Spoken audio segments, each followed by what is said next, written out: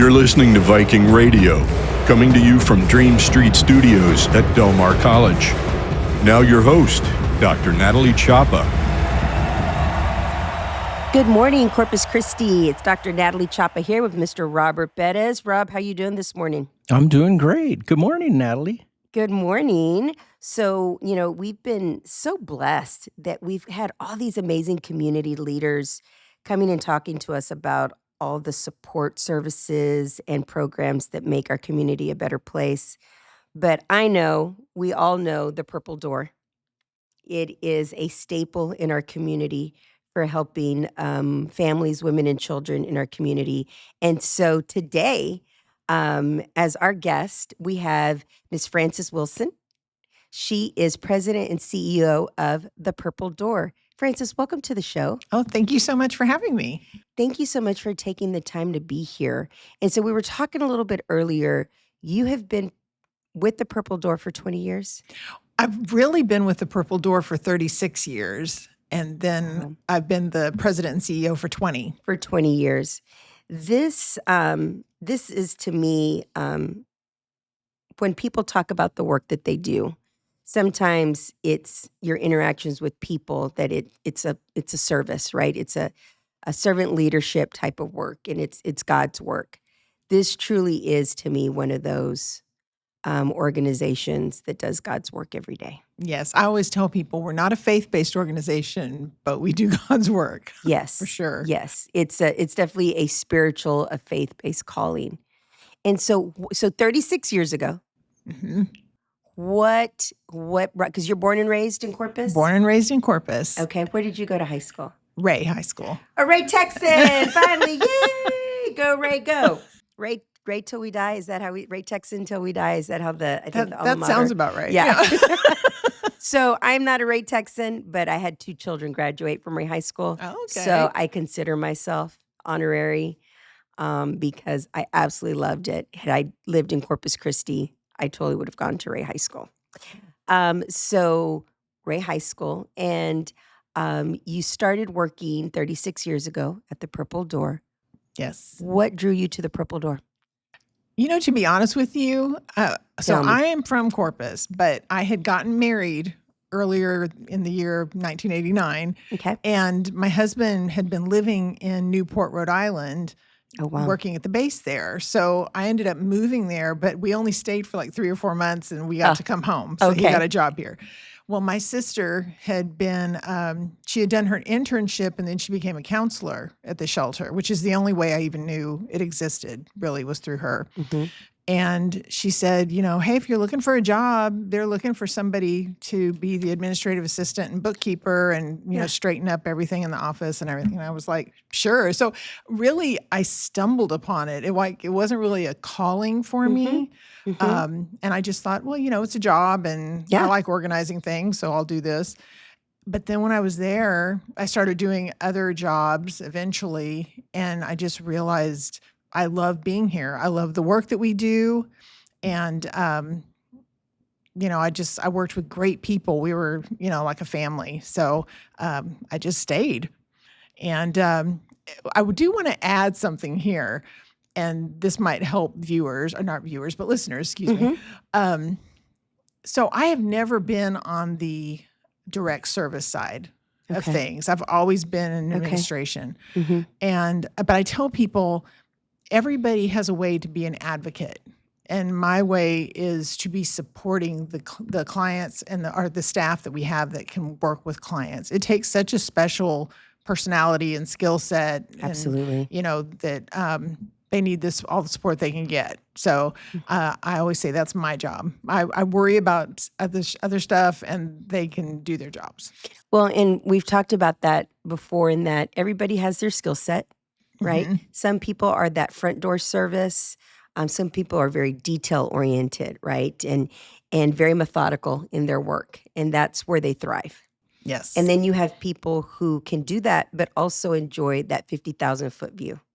Yes, that's correct. Running an organization, supporting your team so that they can in turn do that hands-on work that's so important. Yes. And I always tell people, I'm kind of a fixer person. Mm-hmm. Like, I want to be able to give a client a list of things to do and say, if you'll just do these things, everything will be fine.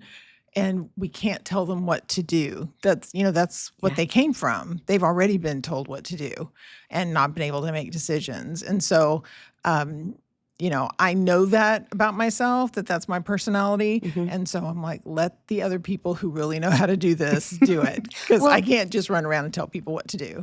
I know. It's like, if you would just listen to me, I can fix everything. Yeah, that's what I want to say. And it doesn't work. Life doesn't work that way, right? Yeah, We're so much more complicated as humans. Right. And we give our clients all these choices and resources, and it's like, what do you want to do?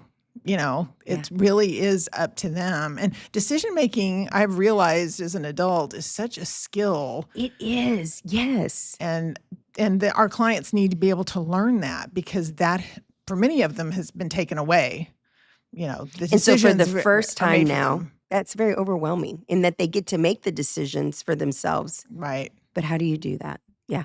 It definitely is a skill, because I think about that with my own children. Mm-hmm. And I think about the way I make decisions, and I'm trying to teach them, right, how to think about things in life. Right. So that they can make a decision for themselves. Yeah. Right. It definitely is a skill. And I'm glad you're bringing this up, because you also brought up the when you first went to the Purple Door.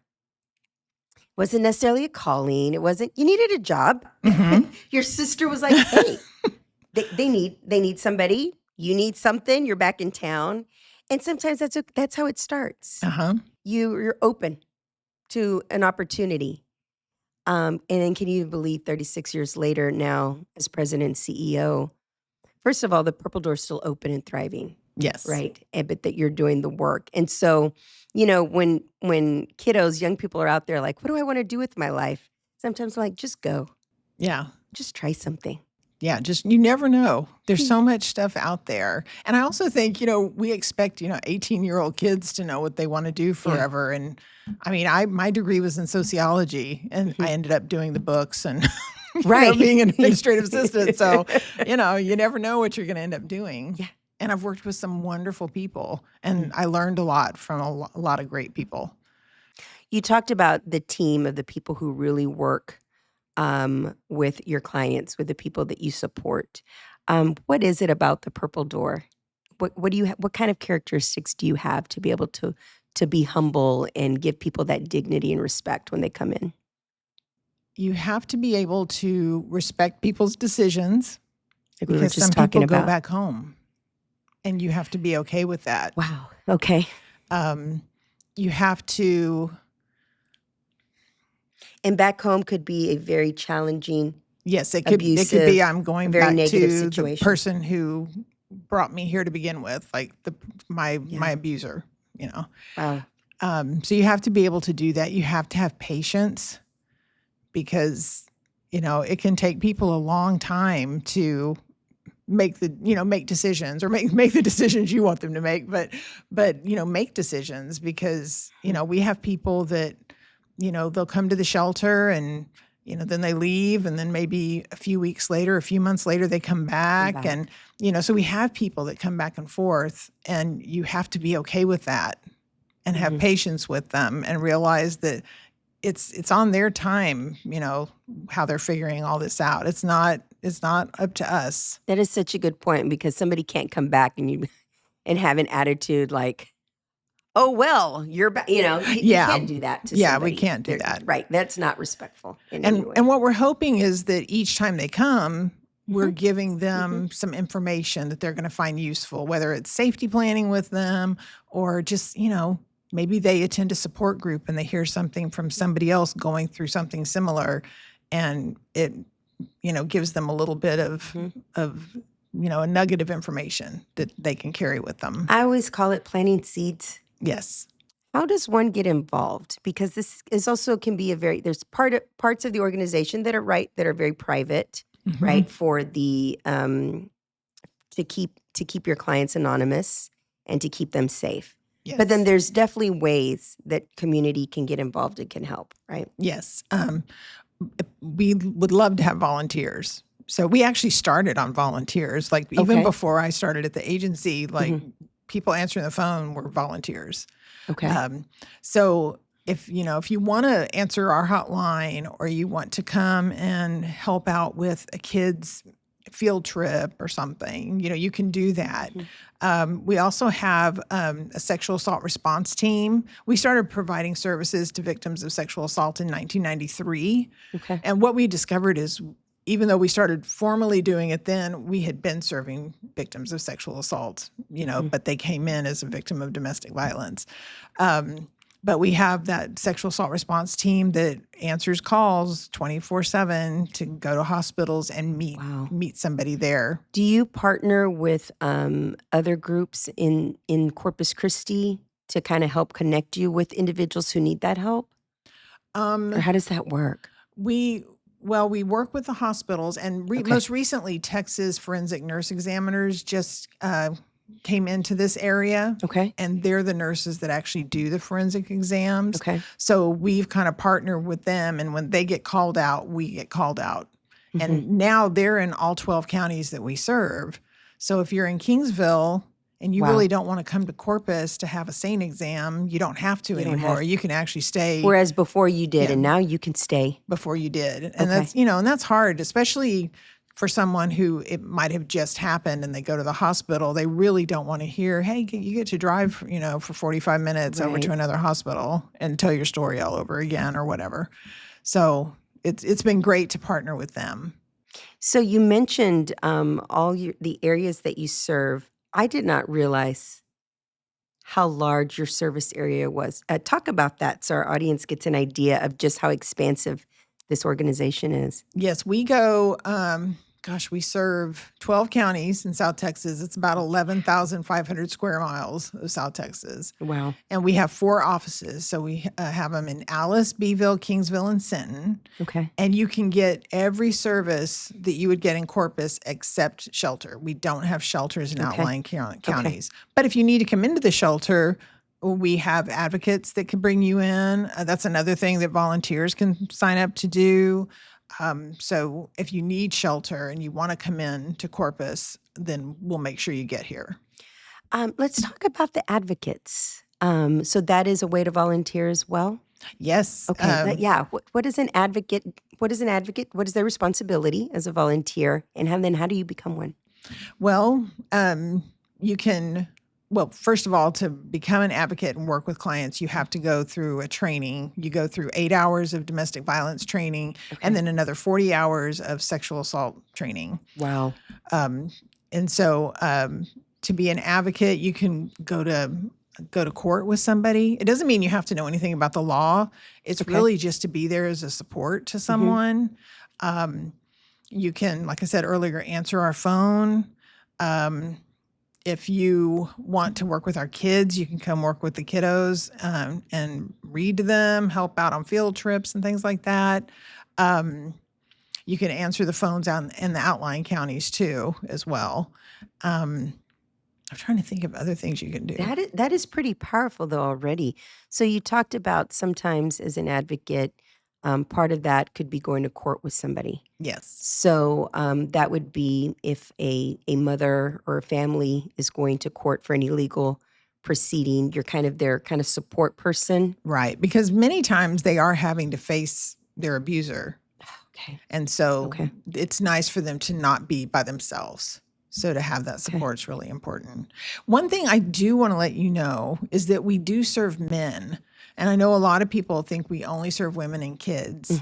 And we actually have, I believe, 3 men in our shelter today. Okay. So we don't see them to the extent that we see women. We see a lot more women than we see males, but we do provide services to them. Okay. It's, the reality, right? That there are no boundaries, with this type of situation. Right, it can happen to anybody. It really can happen to anybody. And I think for a long time, everybody thought it was those people.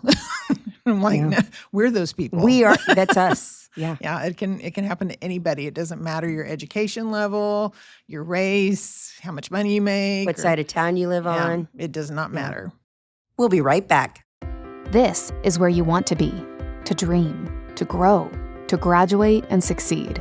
This is Oso Creek Campus at Del Mar College, home to core classes and signature programs with cutting-edge labs and state-of-the-art facilities. This is a place of innovation, transformation, and support. This is your time, your future. This is where you belong. Learn more at dmcdreams.com.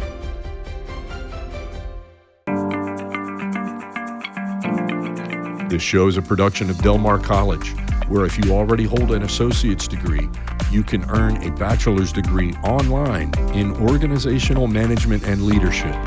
Come own your dreams at Del Mar College. Learn more at delmar.edu/BAS.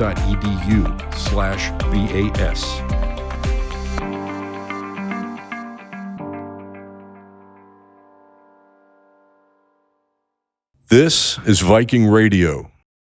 So for our audience out there, we have got Ms. Frances Wilson, President and CEO of the Purple Door, here talking to us about all the amazing services that the Purple Door provides for 12 counties, if you can believe that. They stretch across 12 counties, but also talking about it's not just women and children, but it's also men.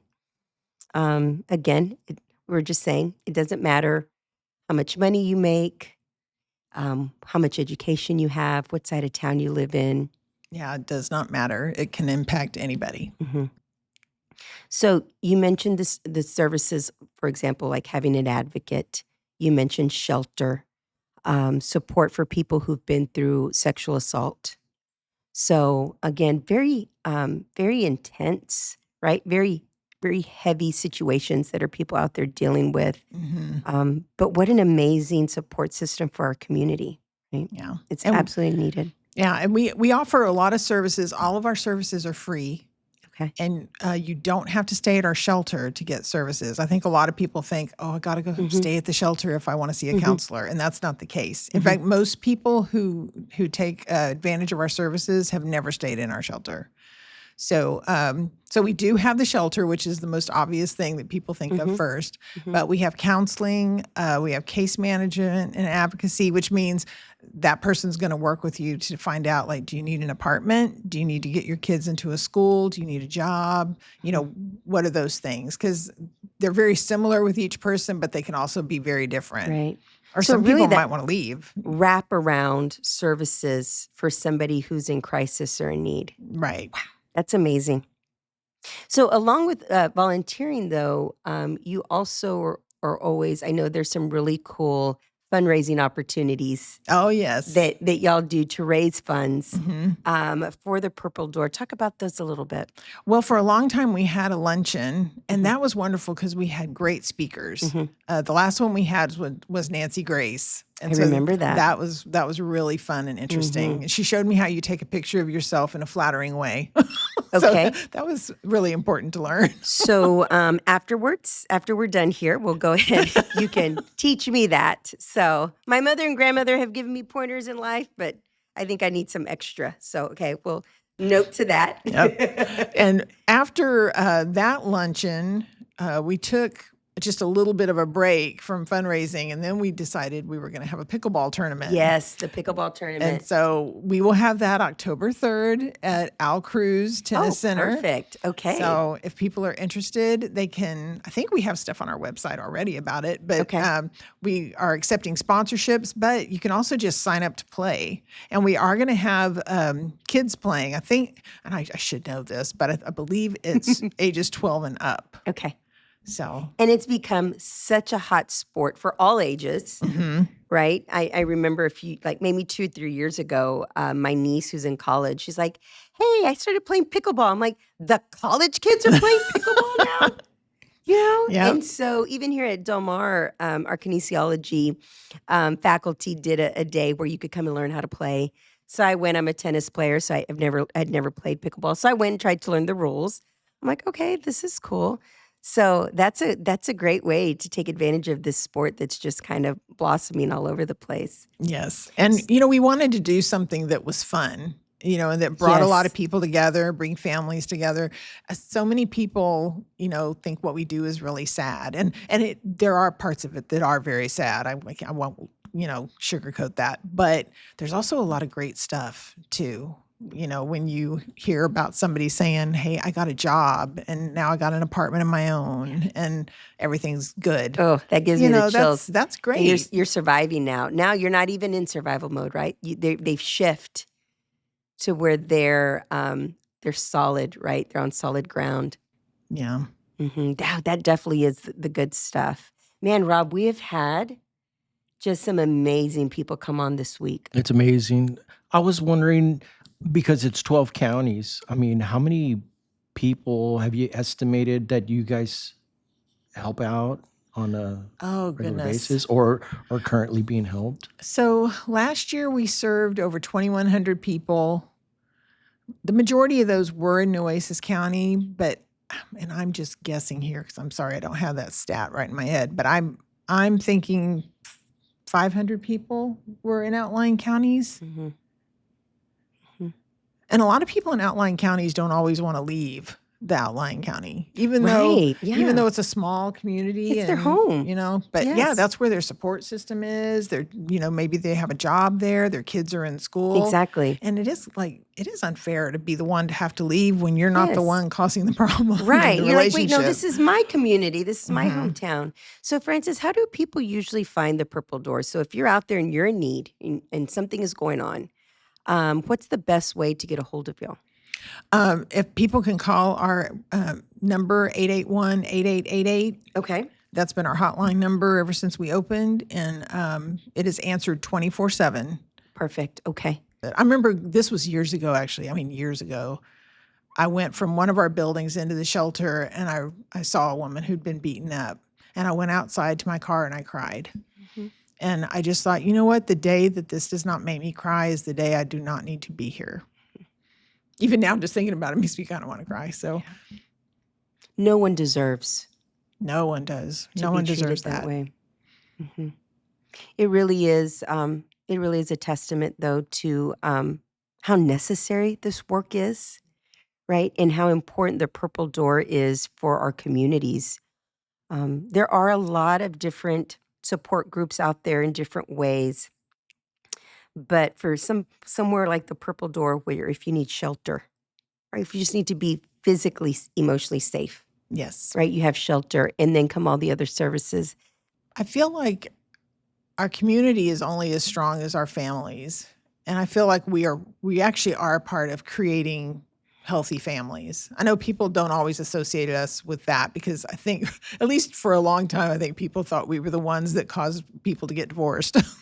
But it was kind of like, well, if you've made it to our shelter, there's probably other things going on that have led to the divorce. That's a correlation. It's not causation. But, sorry, Rob, nerd alert. But it's really important to have healthy relationships. And I think that's one thing we do contribute to the community.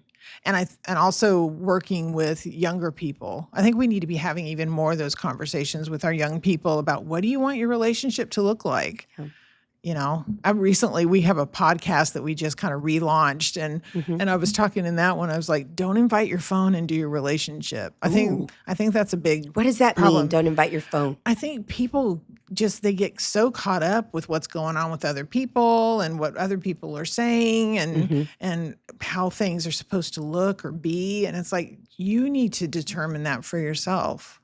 If you want a traditional family where your husband is the breadwinner and you're staying home raising kids, that's great. If that's what you want, or if you want it to look different, if you want to be the one out there doing it because your husband has more patience with the children. Yes. That's and very there possible. are those households. Yes. Yeah. Right. So, and I think, I think a lot of us, you kind of like fall into things. I remember telling my girls, life doesn't just happen to you. Like, I know it might be nice to think that it does so we don't have to take responsibility, but sometimes, you got to like make those decisions and figure out things and, Yes.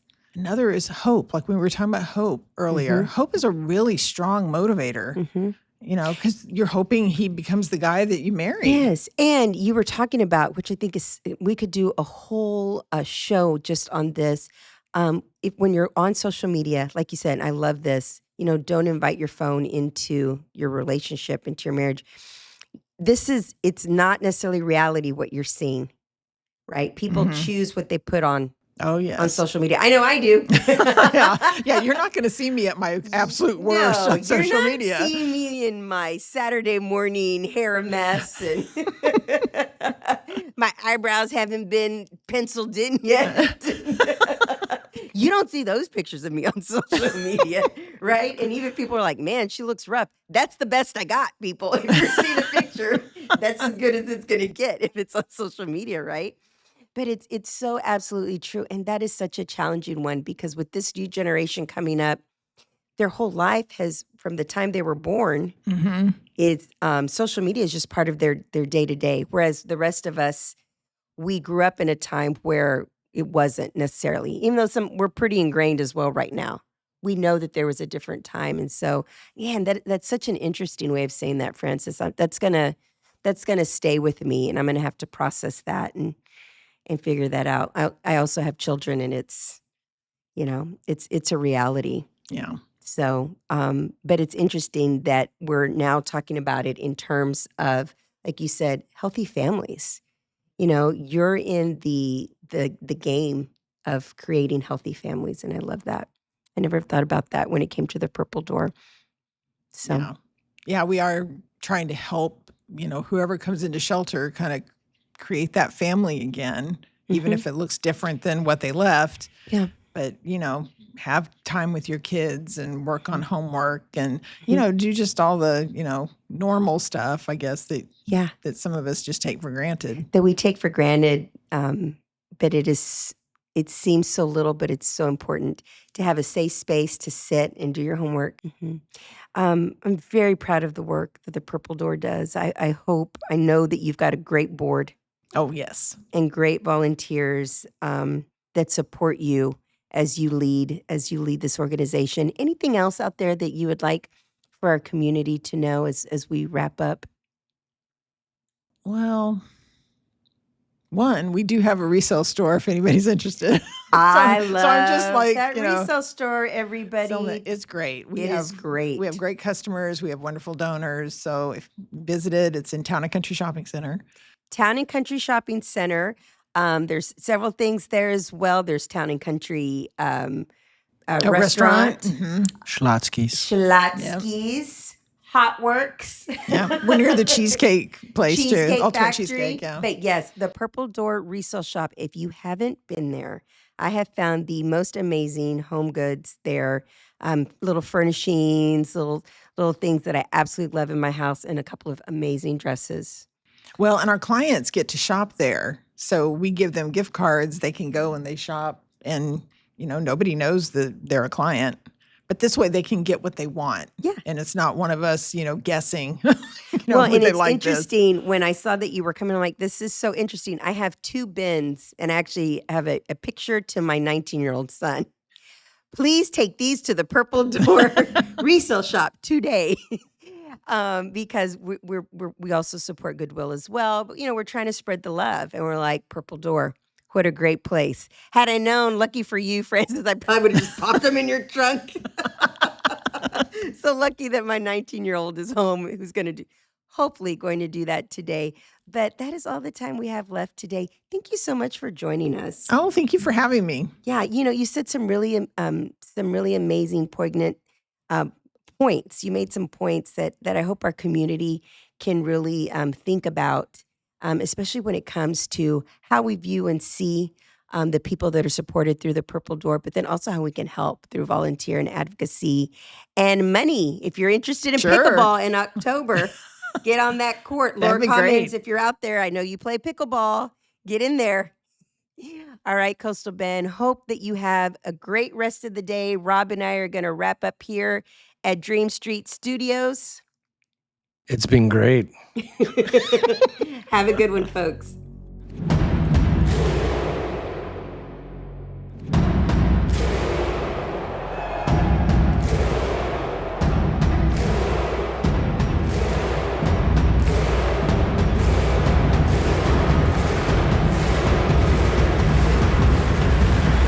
This show is a production of Del Mar College. Follow us on Spotify at Viking Radio.